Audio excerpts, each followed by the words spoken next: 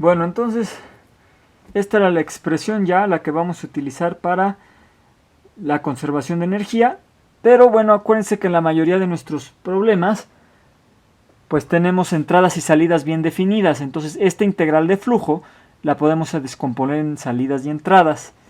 Entonces aquí, ya recordando que esta integral de flujo son salidas menos entradas. Entonces, bueno, falta ver, hemos estado hablando de la energía total.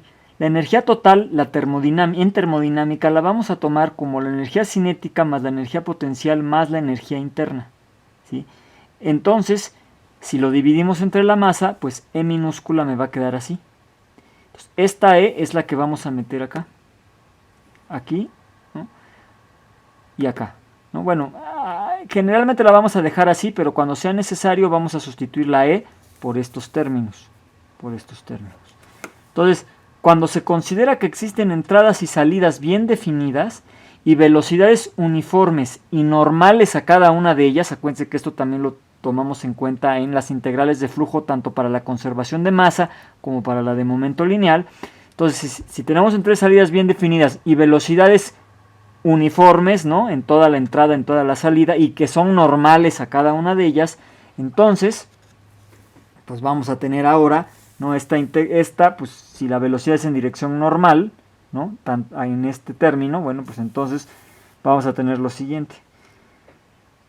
El calor menos el trabajo, ¿no?, en realidad es flujo de calor, potencia, igual a las salidas menos las entradas, ¿no? La suma de todas las salidas menos la suma de todas las entradas, y adentro, acuérdense, va E más P entre ρ por el gasto másico, porque acuérdense que el gasto másico, bueno, si esto es constante, sale del integral y me queda la densidad por la velocidad por el área, es el gasto másico. Entonces, menos el gasto másico de entrada por E más P entre ρ de la entrada, ¿de acuerdo? Más el término de acumulación, más el trabajo viscoso. Muy bien, más la rapidez de trabajo viscoso. Bueno, esta es la ecuación 11, entonces esta es la ecuación que vamos a estar utilizando mucho, tanto la 10 como la 11. En este caso, pues estamos suponiendo que el volumen de control no se mueve, ¿no? Entonces no hay velocidad relativa, y entonces pues me queda esta expresión. Ya sabemos que el gasto másico es densidad-velocidad por área, y V es la velocidad en dirección normal a la superficie de control en cada entrada o salida. ¿De acuerdo? Bueno, pues entonces ya está, ¿no? Esta es la conservación de energía, y pues vamos a hacer algunos ejemplos. Entre ejemplo y ejemplo vamos a explicar algunos detalles que son importantes, ¿no? Por ejemplo, empezamos, dice, encuentre la diferencia de entalpías. Ahorita no hemos hablado de entalpías, pero por ahí va a aparecer la entalpía. Encuentre la diferencia de entalpías entre el punto 2 y el punto 1 del volumen de control que se muestra en la siguiente figura, el cual se encuentra bajo las condiciones de flujo permanente, es decir, estacionario, no depende del tiempo, flujo permanente de un fluido y sin pérdidas debido a la fricción. ¿De acuerdo? Bueno, entonces lo tienen ustedes ahí, ¿no? Esta es la hoja 6, pero sería la página 11, ¿verdad?, de sus notas que tienen ahí, que se llama conservación de energía. Y entonces este es el sistema, ¿no? Este es más bien el volumen de control. Las rayitas quiere decir que es el límite del volumen de control. Entonces la rayita vendría siendo la superficie de control y adentro está el volumen de control. Entonces vamos a suponer que se añade un calor Q punto. A esta derivada le vamos a llamar Q punto, ¿no? Y produce un trabajo W.S, ¿no? Esta derivada le vamos a llamar W.S. El estado 1 tiene velocidad 1, A1, ρ1 y Z1 como propiedades, y el punto 2 tiene V2, A2, ρ2, Z2 como propiedades. Z1 y Z2 es la altura, ¿no? Z1 la altura del punto 1 y Z2 la altura del punto 2. V son las velocidades, A son las áreas transversales y ρ son las densidades. Si el flujo fuera compresible, pues entonces la densidad 1 no sería igual a la densidad 2, ¿de acuerdo? Bueno, entonces, finalmente, dice, utilizamos la ecuación 10 romano, despreciando el trabajo viscoso y eliminando el término de acumulación, ya que el flujo no depende del tiempo. Si el flujo no depende del tiempo, entonces, y no hay pérdidas por fricción, eliminamos el rapidez de trabajo viscoso y eliminamos el término de la integral triple, que es el que trae la derivada temporal. Entonces finalmente me queda esta expresión, es la que vamos a aplicar. El calor menos el trabajo es igual a los flujos de salida menos los flujos de entrada. Aquí nada más tenemos una entrada, aquí nada más tenemos una entrada y una salida. Entonces simple y sencillamente pues podemos usar la ecuación 11, ¿no? Consideramos que existen entradas y salidas bien definidas en 1 y en 2 respectivamente, y que las velocidades V1 y V2 son uniformes y normales a la entrada y salida respectivamente. Entonces podemos utilizar la ecuación 11 romano y tenemos esta expresión, ¿no? Entonces finalmente, ahora sí, el gasto másico es ρ1 por V1 por A1 y es igual a ρ2 V2 por A2, ¿no? Que son los gastos másicos. Esta es la conservación de masa. Y las energías E minúscula, energías específicas, porque son por unidad de masa, pues van a ser 1 medio de la velocidad al cuadrado en 1 más g por z1 más u1. Esta es la energía interna. Lo mismo para el 2, ¿no? Entonces, como los gastos másicos son iguales, se factoriza y me queda esta expresión, ¿no? Y ahora sí voy a sustituir lo que vale E2 y E1 minúscula y me queda todo esto. Bueno, observemos este término. U2 más P2 entre ρ2. Aquí si factorizo el menos me quedaría U1 más P1 entre ρ1, ¿de acuerdo? Todo multiplicado por menos. ¿Quién es U más P entre ρ? Bueno, pues ustedes ya lo vieron. Acuérdense que el inverso de la densidad es el volumen específico. ¿Quién era U más P por B? ¿Se acuerdan? Pues era la entalpía. Entonces, este término es la entalpía. La entalpía es la suma de la energía interna más el trabajo de flujo debido a la presión, ¿verdad? Eso es la energía, ¿de acuerdo? Esa es la entalpía, perdón. Entonces, este más este me da la entalpía en el estado 2, menos este me da menos la entalpía en el estado 1, ¿de acuerdo? Entonces, de aquí voy a sacar las entalpías. Entonces, las pongo para acá, ¿no? Y entonces, ahora sí, sabemos que H es U más P entre ρ, entonces el gasto másico lo pasé dividiendo para acá y me queda 1 medio de esta diferencia de velocidades al cuadrado más G por la diferencia de alturas más la diferencia de entalpías. Entonces ahora Q minúscula va a ser Q mayúscula entre M y W minúscula S punto me va a dar W. Aquí falta un punto, ¿no? Que es potencia. W entre M. Entonces, finalmente, la diferencia de entalpías pues va a dar por esta expresión, donde Q y W son las potencias por unidad de masa, esta es la energía cinética por unidad de masa, y esta es la diferencia de energías cinéticas y diferencia de energías potenciales por unidad de masa. Entonces, en este sistema, la diferencia de entalpías estaría dado por esta expresión, ¿de acuerdo? Bueno, antes de seguir con el ejemplo 2, que lo tienen ahí en sus notas, pues pueden ver que hay un tema que puse aquí que se llama propiedades de estancamiento. Un punto de estancamiento es aquel punto donde yo freno la velocidad hasta 0 o casi 0, ¿verdad? Pero considero que es 0 la velocidad. ¿Dónde lo vi yo? ¿Dónde lo hemos visto? Pues en el tubo de Pitot o en el tubo de Prandtl que usamos en el laboratorio, ¿verdad? En la práctica de medición de velocidad, que creo que es la práctica 5, no sé si ya la hicieron, yo me imagino que sí, porque nada más han de faltarles 4 o a lo mucho 5 prácticas. Pero bueno, el chiste es que las propiedades de estancamiento son las propiedades del fluido, no nada más puede ser la presión, la temperatura, etcétera, etcétera. Todas esas, las entalpías, las energías internas, también tienen valores de estancamiento, ¿no? Ahorita lo vamos a ver. Entonces, precisamente en laboratorio lo que hacíamos era frenar el fluido con un tubo de Pitot, con un tubo de Prandtl, y en ese punto la velocidad era 0, ¿de acuerdo? Bueno, el tubo de Pitot o el tubo de Prandtl lo que medía era la presión, ¿no? En ese punto, ¿no? Que era la suma de la presión estática más la presión dinámica, y eso es lo que vamos a ver ahorita. Resulta que no nada más hay presión estática y presión dinámica, también hay entalpía estática, entalpía dinámica, energía interna estática, energía interna dinámica, temperatura dinámica y temperatura estática, ¿de acuerdo? Entonces, todas esas se llaman propiedades de estancamiento, ¿sí? ¿Y en qué condiciones se da? Ahorita lo vamos a explicar aquí, ¿no?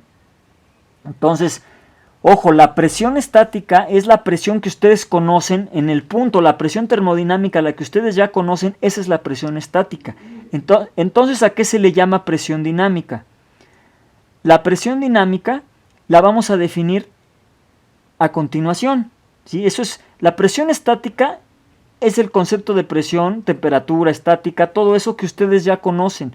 Lo que no saben es qué es la presión dinámica. Bueno, pues ahorita lo vamos a definir, ¿sí? Bueno, entonces, ¿qué son las propiedades de estancamiento? Imaginemos que tenemos un canal como este, ¿sí? Y vamos del punto 1 al punto 2. Olvídense ahorita del 0. Este punto 0 va a ser el punto de estancamiento.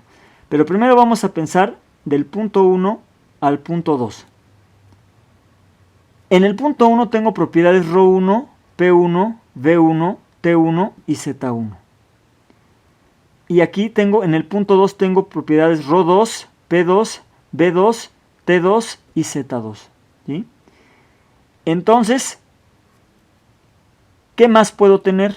Bueno, miren, para este caso, las propiedades de estancamiento se definen bajo las siguientes condiciones. Uno, que el esfuerzo cortante en la pared, que en este caso es el esfuerzo viscoso, ¿no? Acuérdense que también hay esfuerzos normales viscosos, pero bueno, vamos a poner que todos los efectos de viscosidad son 0, no hay fricción en las paredes, que tampoco se añade calor y que tampoco se produce trabajo. Estas son las condiciones en las que vamos a trabajar. Entonces, primero, la conservación de energía entre 1 y 2 está dado por esta expresión y vamos a quitar este y este término. Entonces, finalmente voy a obtener esto, ¿sí? Entonces, sustituyo lo que vale E minúscula 1 y E minúscula 2 y voy a obtener esta expresión, ¿sí? Entonces, ¿qué es lo que estoy haciendo? Si el calor y el trabajo son 0, tengo un proceso adiabático e isentrópico, es decir, reversible, ¿sí? Porque el calor es 0 y no hay fricción. Si no hay fricción y calor, no hay ninguna forma de calor. Si no hay ninguna forma de calor, el proceso es adiabático. Y entonces el adiabático es a entropía constante, es un proceso isentrópico, es decir, es reversible. Es decir, no se pierde energía, ¿de acuerdo? Entonces, según esta figura, si yo me voy por el centro del canal, Z1 es igual a Z2, entonces no hay diferencia de energía potencial tampoco, ¿de acuerdo? Y entonces, yo puedo escribir lo siguiente. Observen de aquí. Si yo desprecio estos términos, este se cancela con este y entonces me va a quedar la energía cinética más la energía interna más el término de presión. Este más este es la entalpía. Entonces, si yo lo pongo aquí, observen, me queda un medio de V1 al cuadrado más H1 es igual a un medio de V2 al cuadrado más H2. ¿Sí? Donde H1 pues es esto y H2 es esto. Bueno, entonces, si es un flujo isentrópico entre cualquier punto sobre la línea del medio, pues se va a cumplir entre el punto, imagínense que aquí hay un punto 3, entonces entre 1 y 3 se va a cumplir lo mismo, entre 3 y 2 se va a cumplir lo mismo, si aquí hubiera un punto 4, pues entre 4 y 2 se va a cumplir lo mismo. ¿A qué me refiero lo mismo? Bueno, si por ejemplo ese es el punto 3 y el punto 4, pues sería que un medio de B3 al cuadrado más H3 sería igual a un medio de B4 al cuadrado más H4. Es decir, se cumple lo mismo entre cualquier par de puntos, ¿no? Puntos que estén sobre esta línea, ¿no? Bueno, entonces, si en cualquier par de puntos se cumple eso, entonces, imagínense que ahora yo pongo un tubo de Pitot aquí o un tubo de Planck donde freno la velocidad hasta 0. El punto 0 es un punto de estancamiento, ¿no? Y entonces están de acuerdo que lo mismo se debe de cumplir, pero ahora entre 1 y el punto de estancamiento, ¿no? Entonces es lo que dice aquí. Ahora definamos el punto 0 como un punto de estancamiento donde B0 vale 0. B0 es la velocidad en el punto 0. Pero como es un punto de estancamiento, B0 vale 0. Entonces, la conservación de energía entre el punto 1 y el punto 0 quedó de la siguiente manera. Fíjense, aquí era entre 1 y 2, ahora lo voy a hacer entre 1 y 0. Queda exactamente lo mismo. Pero la velocidad 0 es al cuadrado, entonces yo despejo H0 y H0 me queda de esta manera. ¿Qué es H0? Pues H0 es la entalpía que le llamo entalpía total o de estancamiento. Y H1 es la entalpía estática. ¿Qué es la entalpía estática? Pues es la entalpía que tenía en un inicio, es decir, la que conocen, la propiedad de entalpía que ya tenía el fluido, ¿no? Antes de llevarla al estancamiento, ¿no? En el estado 1, ¿verdad? A esta en el estado 1 se le llama entalpía estática, ¿de acuerdo? Es la entalpía que ustedes ya conocen, o que conocían en ese punto 1, ¿sí? Bueno, y esta es la que vamos a conocer como entalpía total o entalpía de estancamiento. Entonces, si nos ponemos a ver esto, esta es la entalpía total y esta es la entalpía estática. ¿Qué será esto? Pues esta es la que se le llama entalpía dinámica. ¿Qué será? ¿Qué será la entalpía dinámica? Pues lo vamos a ver aquí, ¿sí? En la siguiente hoja, ¿sí? Entonces, H0, aquí lo dice en su hoja 7, que sería la página 13 de su PDF, ¿sí? H0 es la entalpía de estancamiento y representa la entalpía de un fluido cuando es llevado al reposo isentrópicamente. Es decir, estábamos en H1 y cuando la llevo al reposo ya llegué a H0, ¿sí? Bueno, el término 1 medio V1 al cuadrado se conoce como entalpía dinámica. ¿Y qué representa? Pues representa la entalpía que necesita el fluido para pasar desde H1, que es su valor estático, hasta H0. Es decir, ¿sí?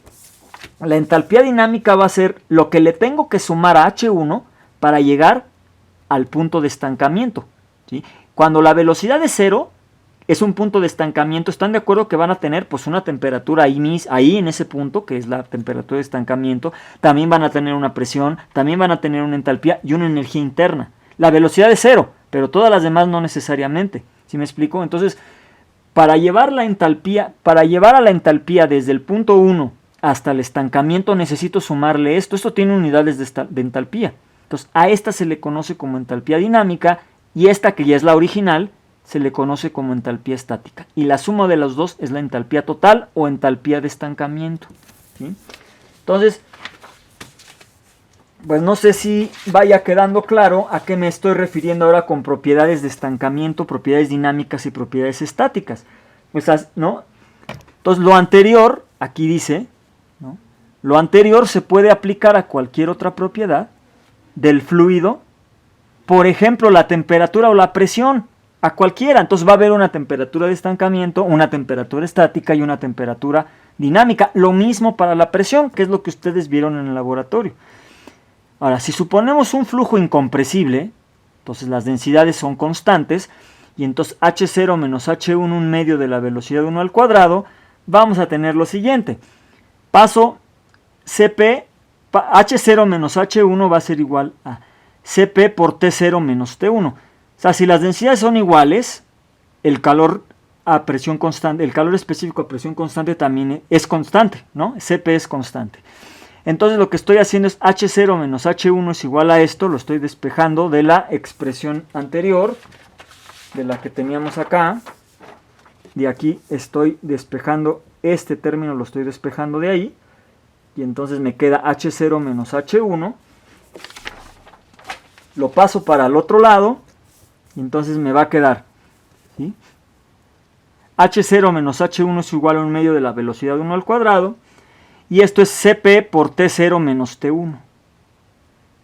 Si Cp, entonces T0 es... entonces ahora el Cp lo paso para este lado. Y entonces me queda que T0 es igual a T1 más V1 al cuadrado entre 2Cp.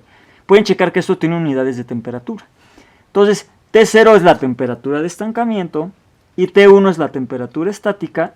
Y este término que está aquí, pues es la temperatura dinámica. Entonces, ¿qué sería la temperatura de estancamiento? Temperatura total, pues sería la temperatura de un fluido cuando es llevada al reposo, ¿no? Y la temperatura dinámica, pues sería la temperatura que necesita el fluido para pasar desde T1 hasta T0, ¿verdad?